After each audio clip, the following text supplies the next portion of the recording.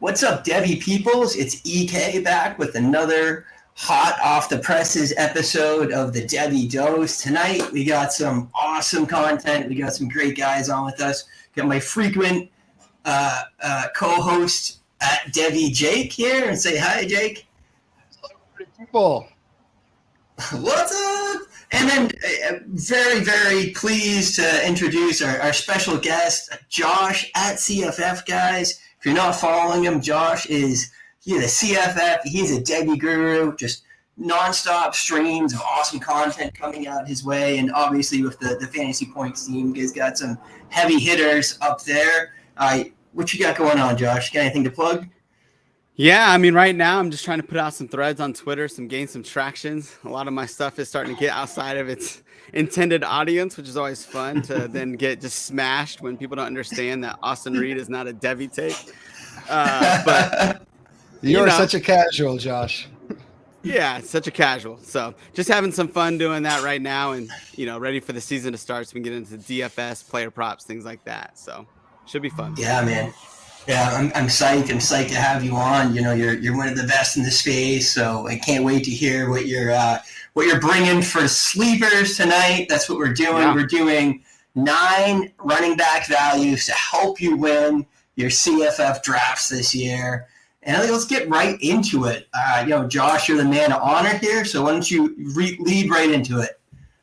Yeah, so, when I'm looking for sleeper running backs, I'm looking for a couple things, particularly like Jacob and I have been just doing so much best balls right now. And I think what I'm looking for is one, I want to hit a home run with those late sleepers, because if I can get a late guy that just is scoring 15 to 20 points a game, then that's going to just increase the entire floor of my team.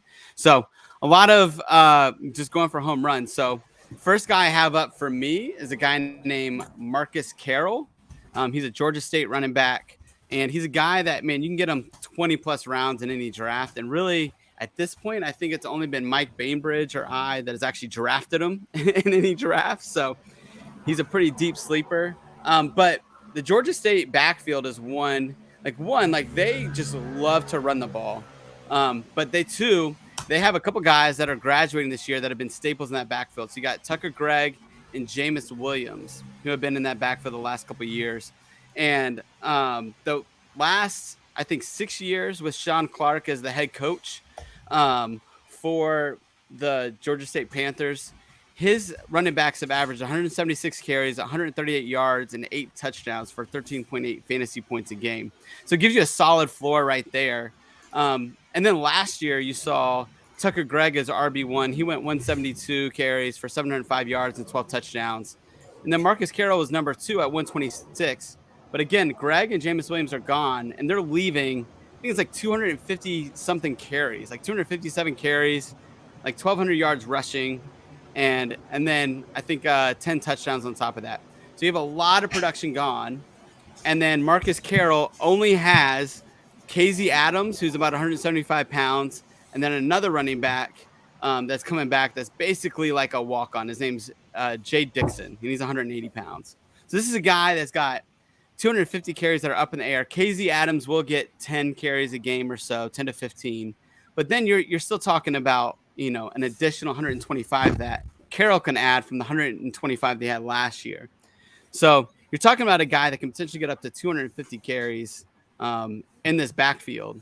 And, I think at that point, sky's the limit for this guy. Over the last 4 games last year, which is kind of post Jameis Williams got injured there, Marcus Carroll averaged 19 carries for 82 yards and about a touchdown and a quarter. So, which really ranges out to about 15 fantasy points a game. So if we got that, at plus 20 plus rounds in the draft, that's huge. I mean, his range of outcomes to me is 14 to 18 fantasy points a game. And that puts us, in a good ballpark for a guy that, again, nobody else is drafting, and you can get on them pretty easily. So I like Marcus Carroll a lot this year. Yeah. Oh, Carroll, are you concerned about Granger at all? Vulturing some Russian TDs. Man, I think that's a great question. Now, last year, Granger had 164 carries, 734 yards, and 6 touchdowns. So I'm not sure, how much more production we're going to get out of Granger there at the quarterback position. But even if you got 36 more carries, I mean, you're still talking about you're in the 220 carry range with Marcus Carroll. So with only 3 running backs on that roster, Granger can have another, 3 carries a game, and I think we're still fine. Yeah, and so Adams is from Akron, right? So he's only fresh on campus as of very recently. I don't even know if he made it in time for their spring game. I think he missed, most of their spring, if I'm not mistaken. I could be wrong on that one. Sorry, continue. Are you talking about KZ Adams? He was there last year, so he's a redshirt freshman, and he had 150 yards in the spring game. So he's a dynamic runner, but he's only 5'7", 175 pounds. Maybe you're thinking maybe there's another guy that's coming there from Akron, but not KZ. No, I'm thinking of someone else who transferred out of Akron, and I've just got the names confused. I apologize. Yeah, no worries, man. I think you're thinking of Cam Wiley, maybe. Yeah, I think so. Jake, how dare you not know every depth chart in the G5, man? You're failing us. It's a cruel world out here in CFF. Yeah, no, I'm into it. You should. The other series we're doing right now, we're building a big board, depth chart by depth chart, and we tore through Mountain West, Sun Belt, and I think we're doing Mid American. Or which one's the one that got negated this year? Was it Mid American or CUSA? What do you mean negated? Yeah. I thought didn't they dissolve one of the conferences and add them all to a different conference? Nah, they just keep adding FCS teams into these conferences. That's what it is. Okay. Yeah. Jacksonville State, Sam Houston State, all the state schools and directional schools are getting their love now these days in the FBS. So, we're doing CUSA next week. I'm very excited about it, but I have not come across this name yet, so I'm stoked to hear a name that is new to me, and that is like a gift. All right, so we're gonna kick into Jake's first guy here. I'm gonna try running some highlights. If it doesn't work, it doesn't work. We're gonna do our best, but why don't you lead in here, Jake? Okay, so the first person I'd like to talk about is, and forgive me for butchering this name, Ike Ragsdale from North Texas. He's a sophomore. So North Texas brings in Eric Morris, who was the coach at or the offensive coordinator at Washington State last year. I think Ragsdale fits in perfectly as the next Nakia Watson in this offense. He really came on late in the season for North Texas last year. His last 3 games, he had 28 points, 16 points, 35 points. So, you showed that high ceiling, which is exactly what you want from a late round pick or any pick in best ball, really. He's by far the best receiving back in the room. The next high, so he had 19 catches last year. The next highest was 4. They do still have Oscar Adaway and Adae, but like I said, Ragsdale really came on down the stretch. He's going like last round or 30th round or undrafted in most drafts. So he is a true sleeper, unlike some of my other guys who maybe have a little bit more variance. There's not a lot of people talking about or picking Ragsdale, and he's going like RB 70 plus, and I think his ceiling is probably somewhere in the low, high 30s, 30, 38, 39 kind of area. I think he can improve on what Watson did last year. They don't have, Cam Ward. Yes, he wasn't a big rusher. He did take 5 touchdowns last year. I don't know if the North Texas QB Chandler Rogers will do the same. But regardless, I like Ragsdale. I think he's talented, and I'm excited about getting him in, the last round when I'm, oh man, I need an extra running back. And how did the draft already get to this point? At least you've got Ragsdale to have your back. Love it. Josh, you got Ragsdale takes? Yeah. I mean, I think you're onto something here, Jacob. I mean, I think Ragsdale, talked about Nakia Watson, but also, man, like Chandler Rogers really struggled in the 2 scrimmages in the spring, and there's talking about Jace Reuter potentially being ahead of him. And if that's the case, I don't know if any of us can trust Jace Reuter to be a top-notch CFF quarterback. And if Chandler Rogers is struggling, he's a guy that I've been on as a sleeper at QB, but man, if he's struggling, like maybe the system's just too complex for him. Like, I don't know. But I mean, I think you're talking about them leaning on a Ragsdale even more. So, and we saw again, like you talked about Nikhil Watson, like he came on so strong at the end of the year. I mean, I think this is a really good take. Attaway's always injured. I think Aday's more of an explosive back that's got, better with limited touches. So I really think you might be onto something here. I like the Ragsdale take for sure, Jacob. Yeah, the kid looks like he's maybe a little bit undersized, but he seems to catch the ball real well. I like a lot of what I see in these highlights here. So, it seems like there's a lot to be excited about. Good find, Jake. Good find. All right, we're going to launch into my first guy here. And again, we're going to see if the highlights want to keep working because that last one worked out pretty okay. And first guy I wanted to talk about was Kai Thomas. Once a little bit of a Devy guy a couple of years ago. We all had some high hopes. Come in behind Ibrahim, take some work. It did not necessarily work out like that for Kai Thomas. But the good news is that young man has transferred down to the G5 to Kent State. Now, Kent State last year was going for about 400-plus yards a game. It was like 417, something like that. And if you play any CFF or a Campus of Canton, you probably knew that the RB1 from Kent State last year was a beast on your team. Marquez Cooper posted a 285, 1326, over 1,300 yards on the ground with 13 touchdowns. In addition to him transferring out, moving on and moving up, they lost wide receiver 1, they lost their wide receiver 2, and they lost their quarterback in Colin Schlee, who is at UCLA now, right, guys? Does that sound right? Yeah, that's correct. Probably backing up Dante Moore, I would think. Unfortunately for Colin Schlee. And, I don't think that Kai Thomas himself is a transcendent talent. I think he's a running back. I think he's a P5 backup, but I think in the G5, this man can cause some serious harm. I mean, he's not huge. He's like 205, 5'11", but he runs with a little bit of power. Ran for five a clip in Minnesota, a little bit less than that last year in Kansas. Not sure what happened there. I mean, I had some hopes for him to, be the next guy there, but didn't seem to work out. But I mean, he's got a lot of vacated production there, and an offense that desperately needs someone to step up and make some plays. What do you guys got to say about this?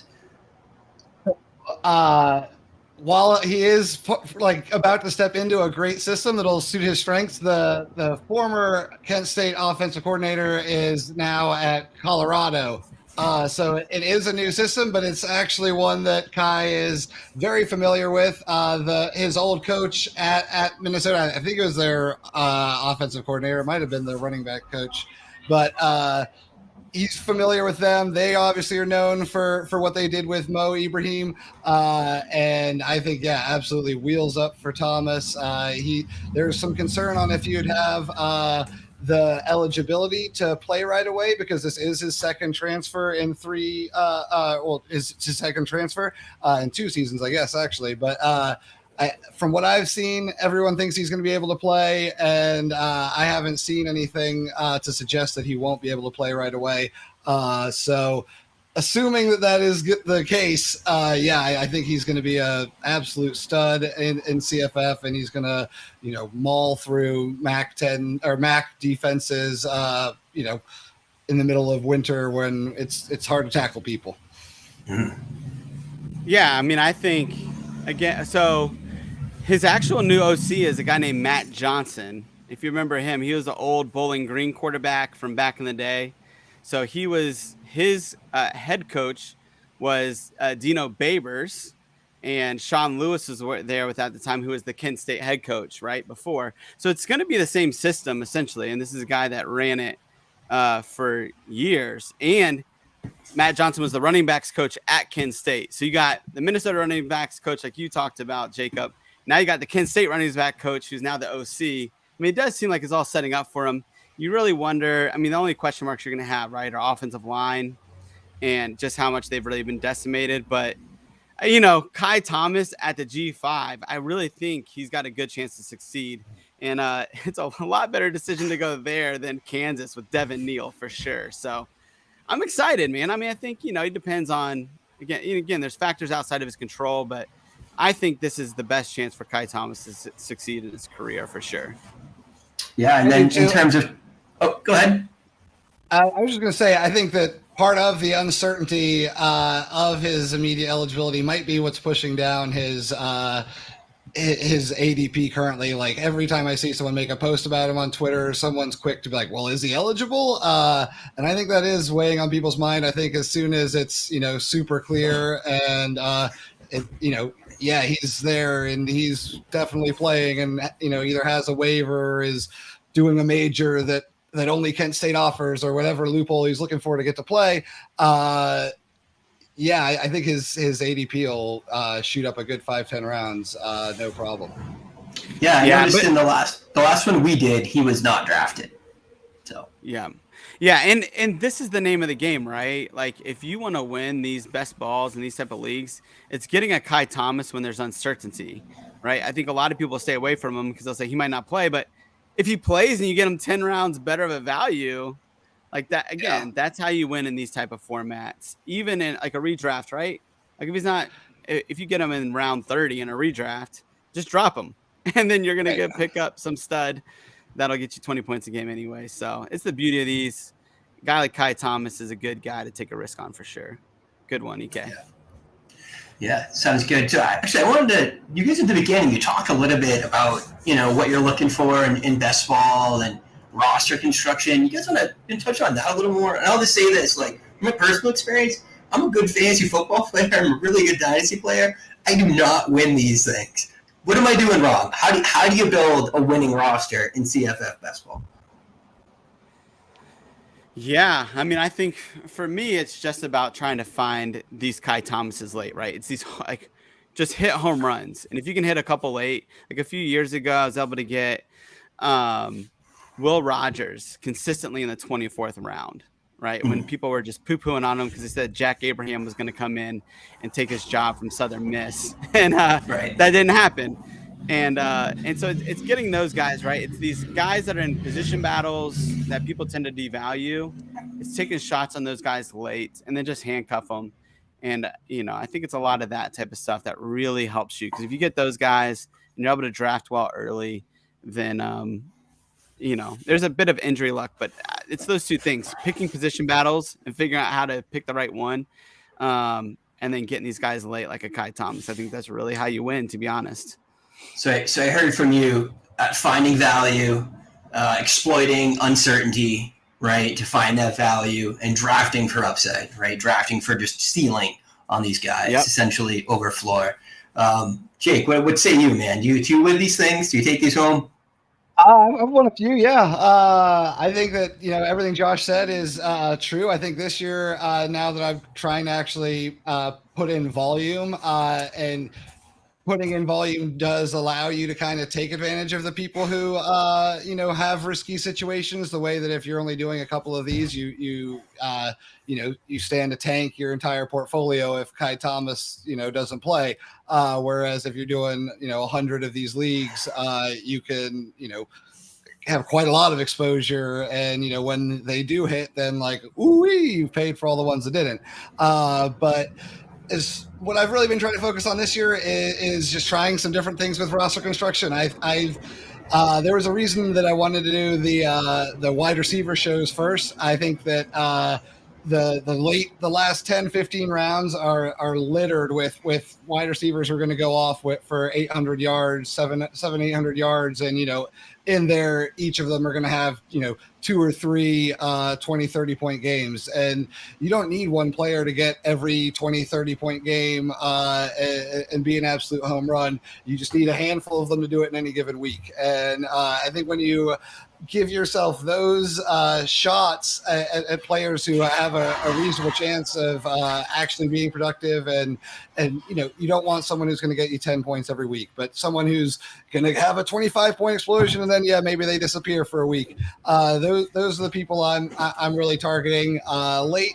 And I'm, kind of offsetting that by, maybe it's silly. Obviously, running back is the most fragile position, but I've been loading up on locked in running backs that I know are going to see volume early. And, if I shoot 9 shots at running backs who are all going to get over 200 carries and some of them get hurt, then that's fine. At least I have another solid handful that, are all locked in and in systems that I like and, going to be productive. That's kind of the approach I've been trying to take the last month or so. And you can look back at my best balls and really sort of see how I've kind of pivoted to just hammering quarterback, tight end, and running back the first 10 rounds, and then really transitioning to wide receiver after that. Love it. That's good. Love it. Any parting shots on that, Josh, or you want to move on? No, I think that's great. It's a good strategy. Nice. Okay, I think you're up next, Josh. All right. So my second running back was a guy named British Brooks, and I think we all remember him from a couple years ago, right? Last 3 or 4 games that year, he just went off. I mean, you're showing highlights here from the NC State game where he had 15 carries, 124 yards. Had a huge game against South Carolina at the end of the year as well. And he was projected to be the number 1 going into last year, and then tore his ACL. And then he came back in the spring game and it looked really good. I think he had like 4 carries for like 34 yards, caught a pass out of the backfield. And so he's a guy that I definitely think nobody took the reins last year in that UNC backfield. Elijah Green kind of came on at the end of the year, but he's not really, I don't think, who they're looking for. So I think British Brooks should come back and take this backfield over. They got a new OC coming in with Chip Lindsey, who kind of historical data over the last 9 years, his running backs have averaged 16.2 fantasy points per game. And then just last year, he had Isaiah Bowser there at UCF, and he averaged 15 points a game on 206 carries, and then 808 yards and 16 touchdowns, and then also had 14 catches for 186 yards. So in that scheme, Chip Lindsey's scheme, they like to do a lot of like downhill, north-south running, which British Brooks is like your typical kind of one-cut runners, really where he's at his best. And so I think he's a good fit for this scheme, and I think he'll do a good job for the Tar Heels this year. And he's pretty much free because I don't think most people know that he even played in the spring game. So they don't even know that he's coming back or that he's healthy. So easy to get the end of your drafts for sure. Yeah, I love it. Seems like he's got some juice. Looks like, got a little bit of steam, get some tough running to him. What do you got on Brooks, Jake? I mean, just to kind of follow up on what Josh said, I mean, the Bowser had no juice and was, a pretty awful running back. And he, the way that Lindsey plays it, north-south, but once you get within the 10-yard line, he's going to try and run it down your throat. And they're going to, Bowser's good for 2 touchdowns a game running pretty much any given game. You got the best, one of the best quarterbacks in the country throwing the rock for you and hopefully going to get you down the field. And, I love I think British Brooks is a much better running back than Isaiah Bowser. And I think that that offense should put him in, plenty of positions to hit pay dirt, which is what matters most for the sport we play. That's good. Loving it. Anything else on him, Josh? Or? No, that's good. Okay, Jake, I love your next guy too. You want to lead him off?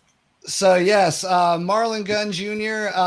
Some people love him. Some people seem to prefer Rajai Harris, the incumbent running back behind Keaton Mitchell. Harris had a good season 2 years ago, but this most recent year, Marlon Gunn was a true freshman on campus. Him and Harris had the exact same amount of touches, and Marlon Gunn was able to rip off 5.1 yards per carry to Harris's 3.5. So are their carries identical and in the identical context?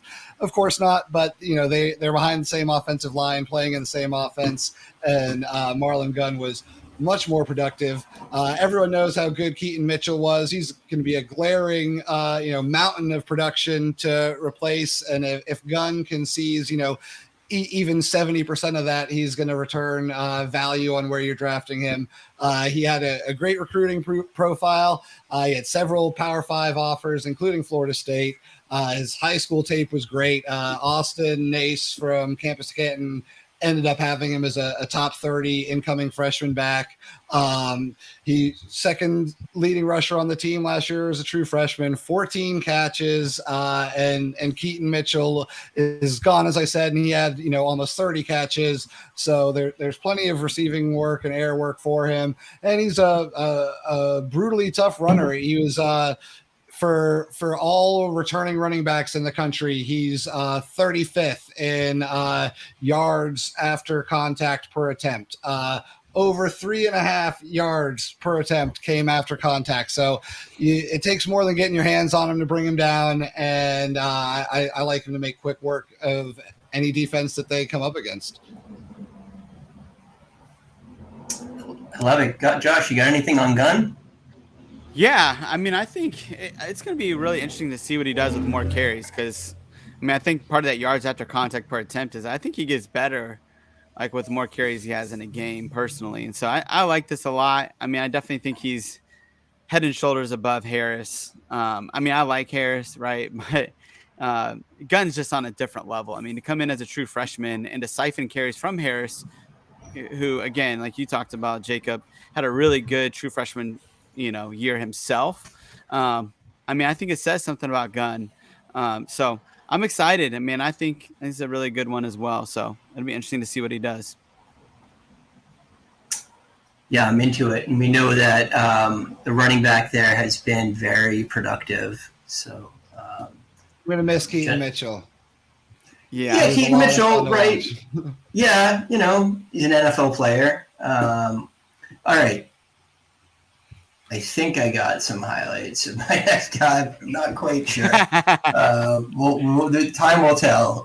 This happens when you're trying to find a service academy player. I think we got like a highlight here. So my next guy, I'm dipping into the service academies, which you can do when you're looking for a running back, not really for any other position on offense. But this one I'm bringing to you is one John Lee Eldridge. He is, I believe, a senior. I think he was a junior last year. I don't know if that's like a third year or what, but and this man was, again, it's a triple option-y kind of offense, so it's not necessarily like RB1, RB2, but he was the third highest carry leader on the team last year behind their quarterback, and what's the guy's name? Roberts, right? Yep. Roberts, who was a beast. Brad Roberts went for 1,728 yards and 17 touchdowns last year, and behind that, Eldridge ran for 99, 766, and 4. And talking about elusive rating, like Jake was, yards after contact. So Eldridge last year had over 3 yards per contact per attempt, and a ridiculous over 1 missed tackle forced per carry. That is an absurd number. 4.4 speed. He's not a big guy, but certainly gashes the offense. Last year he was used on a lot of work to the edges. Remains to be seen if he's going to really slide in and take more work between the carries. But the reality is, they lost the other 2 guys that were the primary rushing threats there. So I can't see him not getting substantially more work than he did last year. Even if he doesn't take over Roberts' role and become a ridiculous volume guy, if he gets 200 carries instead of 99 or 180 carries, he becomes a really attractive option here, particularly in this format where he's a home run hitter. And, in my opinion, those guys are going to break 1 or 2 long runs a game for touchdowns. Are really good options in best ball, more so than in a regular league where you're setting the lineup. Air Force averaged almost 62 rush attempts last year and over 320 yards on the ground. So, and they are going to run the ball that much again because that is what they do. They're a service academy. So, I think where Lee Eldridge is going, which he was in round 22 in the last draft we did. I think he's well worth the investment. What say you guys? Yeah, I mean, just to back up what you're saying, there were I just looked it up again to make sure it was correct, but there are sources at Air Force that are saying that he's going to slide into that fullback role that Brad Roberts held last year. So, if that's the case, right? I mean, is he going to get 345 carries? Probably not. But you're talking about a guy that's probably going to at least get 250 carries, and you already listed off all the great stats about him. And so I think this is brilliant, EK. I think it's really, really good. And this one in particular is just worth the price of this show alone. I mean, people should listen to this just for this because nobody's drafting him. So yeah, it's really good. High praise, Josh. Thank you, sir. Jake, you got anything on Eldridge? No, just a funny anecdote. I had stumbled upon the name like a couple months ago, just like reading some random tweet, and I was looking. I forget who I was even researching, but a different player on a different team, and some random person was like, "Oh, I like him and John Lee Eldridge this year," and I looked into him. I'm like, super excited to draft him. I hadn't seen. I looked at my last like 3 drafts. No one had taken him. And who takes him in the 23rd round? Frickin' Josh. I was like, God damn it! So then the next draft, I was one spot before Josh, so I had to make sure I got Eldridge 1 pick before the round that he took in the previous draft, just at least get my 1 share. Hope to turn that into more, but. Even when you think you're unearthing these, undiscovered gems, Josh Chevalier is out there lurking, and he's going to just waiting with the mouse, just waiting to click the button. Messed up. It's a cold world. It's a cold world. Hacking into your computer, just seeing your queue out there, Brutal, no, Josh. That's awesome, brutal. Man. What a great story. Yeah, I did. I was data scouting, just like finding some markers I like for running backs for Devy purposes, and I was super excited because I found this guy with this really cool profile. Look up the name, and then I opened up our friends at Campus at Canton's freshman supplemental guide, and he's their number 1 tier 1 target in every draft. He's going in like the 2nd or 3rd round of my supplementals when no one knew who this guy was like 30 days ago. I'm so pissed. He's sour. We're gonna harangue Austin when he's on here. He's be so mad. Freaking backup running back from Syracuse. I mean, I don't know. It's not like brain surgery to figure out that Sean Tucker's successor is a guy you might want to look at. But Nah, that's awesome, man. It is like I do think we're coming into a time, right, with Devy, C2C, CFF. There's so many people getting into this space that the idea that we're going to unearth some gem that nobody has any idea of, I mean, that's just off the table, which for me, right. Like, it just means I'm free to go share it all on Twitter that I've just been hiding for all these years. So, it's great. Well, at least you'll make some friends, right? Maybe some money. Yeah, there you go. All right, and it's back to you, my friend, and this is one of my favorites, too, from back in the day. So why don't you tell me all about Jalen Knighton? Yeah, old Jalen Knighton. So he transferred SMU in this offseason, and man, he's really hit the ground running. He's reunited with Rhett Lashley, who's the OC at Miami for a couple of years. And Knighton had his best year, I think it was in 2021, with Rhett Lashley, where Knighton got suspended for the first 3 games, if you guys remember that. But then over the last 9 games, averaged 18.9 fantasy points a game. And despite his small stature, he's only 180 pounds.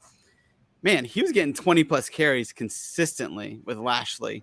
And I also think Lashley's he's a great play caller, and he knows how to get Knighton the ball in space as well. And so I'm expecting the same thing at SMU. I mean, you got LJ Johnson there, who is the RB2 right now, and they're going to really be kind of a thunder and lightning duo in a lot of ways. But SMU is one of the schools. When you do this long enough, you learn the schools that really have good beat writers that are really on top of it and have a lot of good inside information. And SMU is one of those schools where their beat writers have a lot of access. And so you can really trust what they're saying. And they're pretty clear that Knighton's the guy right now. And he's just got a different gear than anybody on that team. minus a Kamar Wheaton, but Kamar Wheaton is suspended at the beginning of spring ball. And you know, they don't want to get into all his stuff because I think it's personal, but you just don't really know if Kamar Wheaton's going to even be on the field with some of the issues that he's got going on. So I think Knighton's got a pretty clear path here to some good volume in this offense. And man, I mean, we know from these highlights and from just watching him play, if he gets a seam, then he's gone. And AAC is defensively challenged even more than the ACC, so he should have plenty of opportunity. Yeah, I love it, man. I could see Knighton being a guy that goes for like 1,400 all-purpose yards this year and gets on the NFL draft radar because, dude, he is explosive. He's a good pass catcher. He's elusive. I can really see him making like a significant dent, rehabbing some value. I'm not saying he's going to be like, you know, a day two guy, but, you know, I can see him you know, like getting like Keaton Mitchell or gosh, what's the guy that went to the Cowboys? Yeah, Deuce Vaughn. Yeah, Deuce Vaughn. I mean, Deuce Vaughn's like analytical profile is absurd. He's just one of the most productive running backs in college football for multiple years. But I can see him getting that kind of, you know, we're going to throw him as a change pace guy, etc. Totally, he plays a role in the NFL for sure. Like with his skill set, absolutely. Yeah, Jake, you got anything on Knighton? I think that this new situation will be night and day for him. You're saving that one. Oh, man.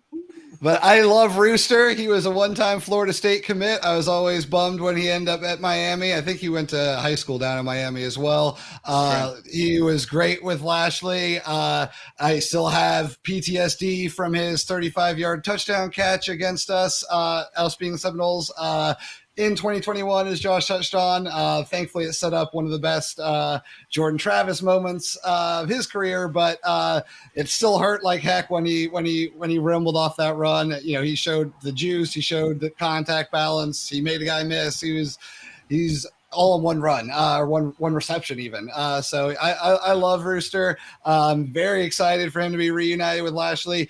Lashley's, you know, churned out productive players all over the field, but even his previous stint at SMU, we saw a number of good running back seasons, and I wheels up for him. I had this hope for Cam Wheaton last year. It wasn't meant to be for whatever reason, but I think Knighton's only going there to be with his buddy, you know, Lashley, and I think that he's going to feed him the rock, and I can't wait to see it. Wheels up for sure. Love it. Love it. Okay, so this next guy, I got some high school highlights because there isn't a lot on him. You want to lead in here, Jake? I do. So there's a dude. There's also a dude talking. Sorry. You're all good. Sharp sports. So there's reason that there's high school highlights. That is because my player, Marcus Crosby, set the Mississippi state record for high school rushing 3 years ago. He averaged 289 yards a game as a high school senior and ran for almost 3,700 yards. That is absurd. Last year, you know, Louisiana Tech, he's a redshirt freshman, 40 missed tackles on the season, 4th in the conference.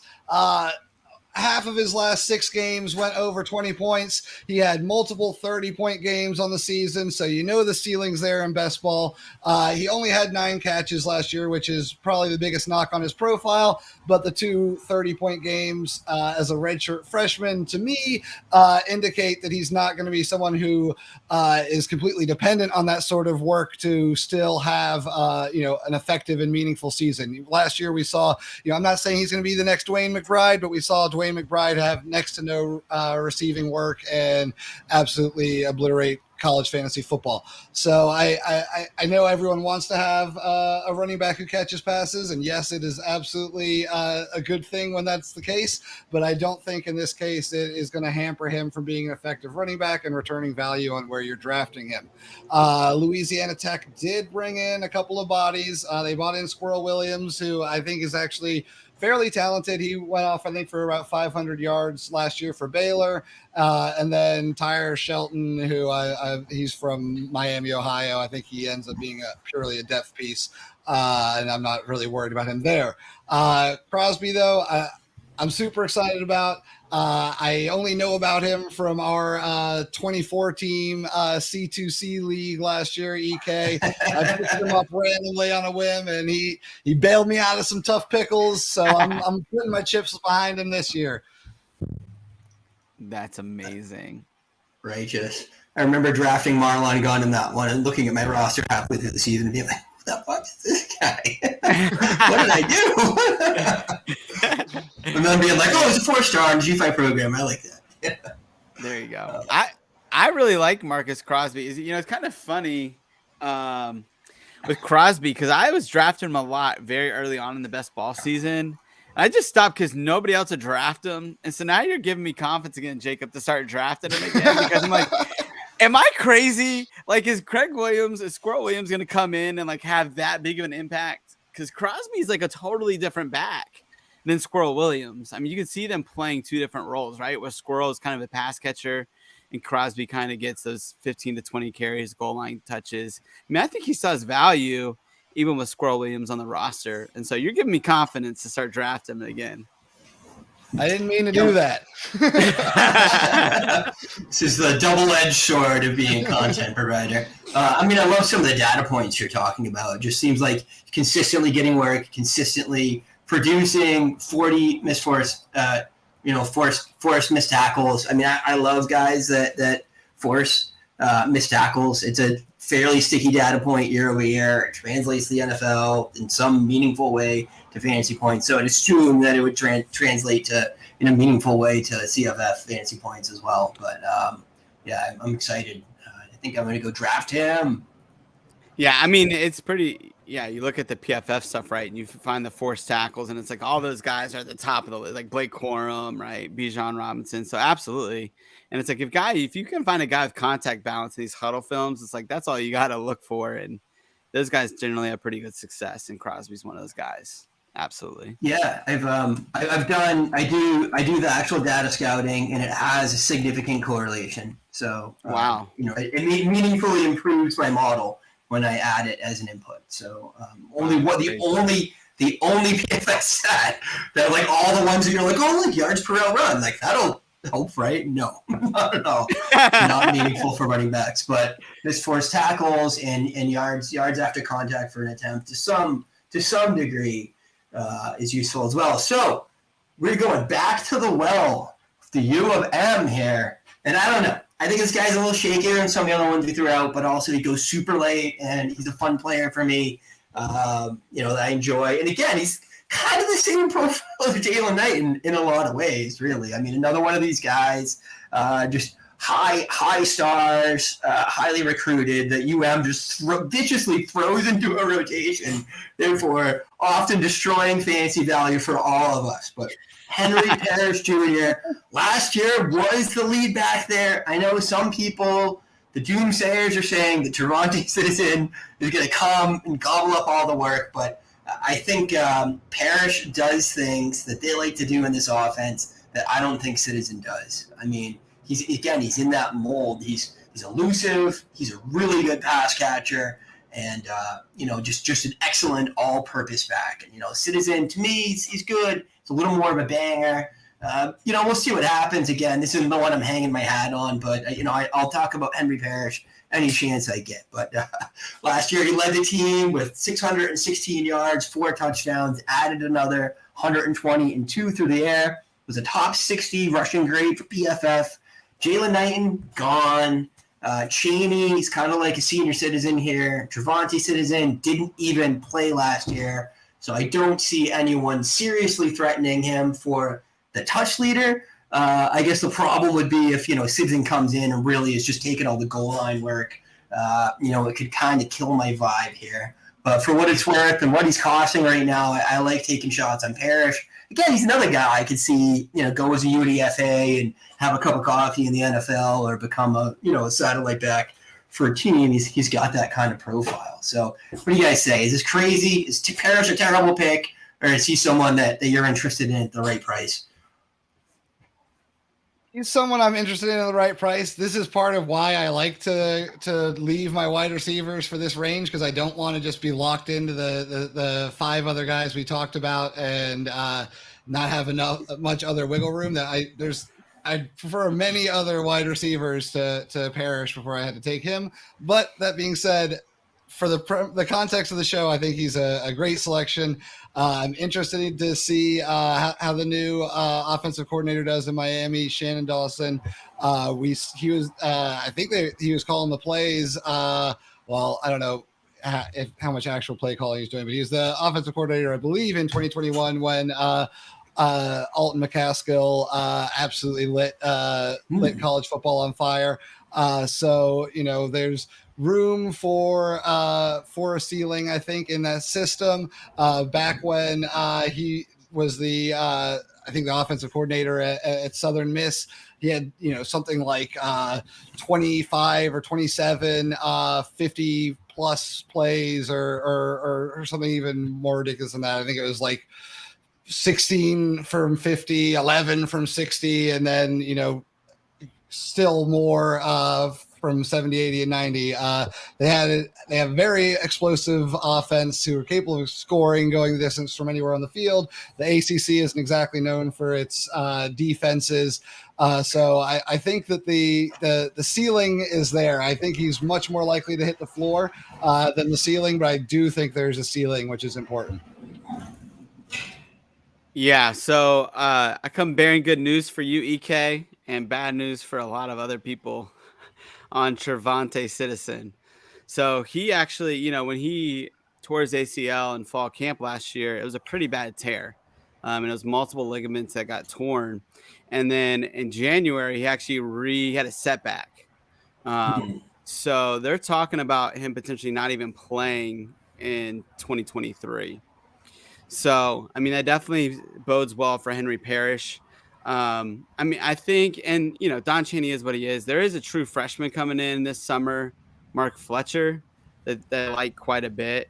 And so that's the only one that you really got to worry about. And he's not going to be a great NFL back, but he's going to be a super solid college running back. And so, but Henry Parrish is definitely going to be starting.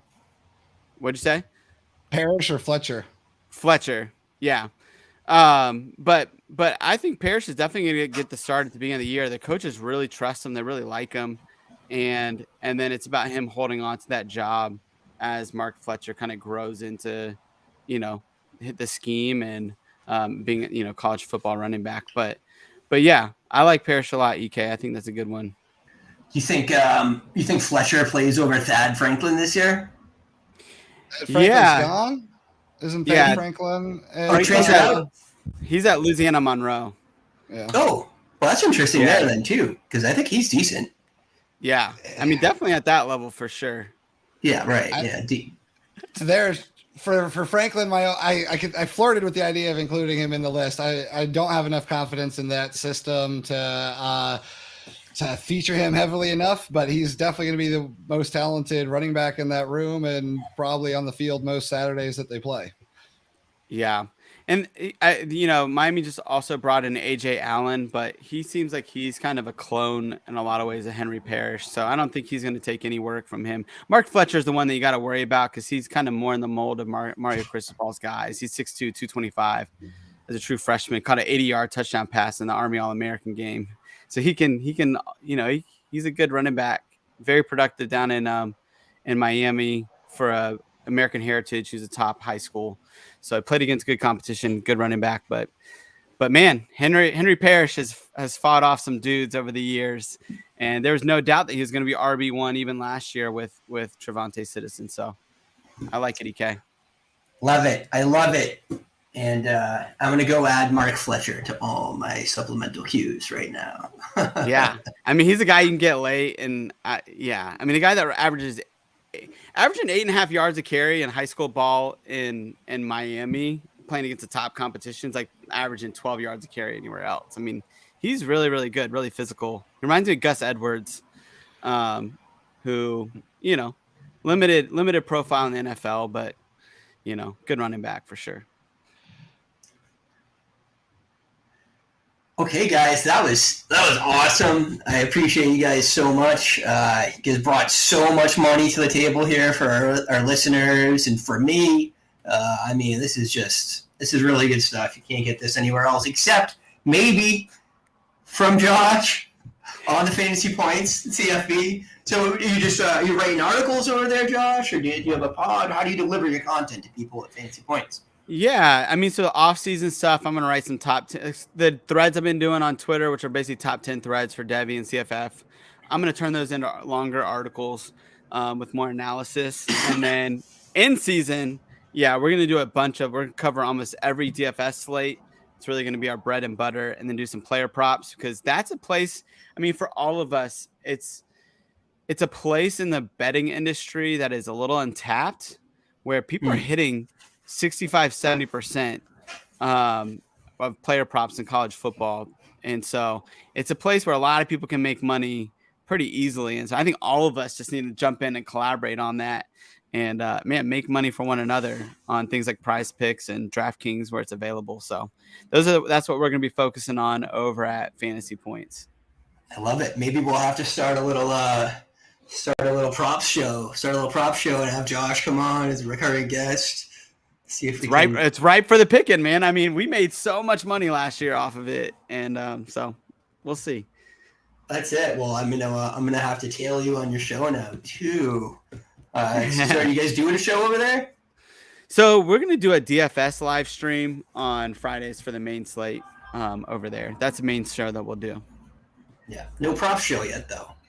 No prop show yet. We'll see. If I get the guy I want to get, then maybe we'll do it. Yeah, there's a void. There's a void. You're telling me there's a space. There's a space for sure, and nobody's taking it. So here we are. Loving it. Josh, I thank you so much for coming on, man. You're the man, and this was awesome. Jake, you got anything last here to plug? Any parting thoughts on this stuff? Nope. Thank you guys both for having me on and for talking ball with me. Been a blast. Yeah, appreciate it, guys. I love it, guys. If you're not following Josh at CFF, guys, you are missing out. If you're not following Jake at Devy Jake, you're missing out on one of the smartest minds in the CFB and Devy world. And I am at EK Baller. Please hit the like and subscribe buttons if you like this content. We are looking forward to bringing you so much more awesome content this summer, and we need your support. So we appreciate you all. Thanks so much. Come back next time tomorrow for Freshman with Austin Ace.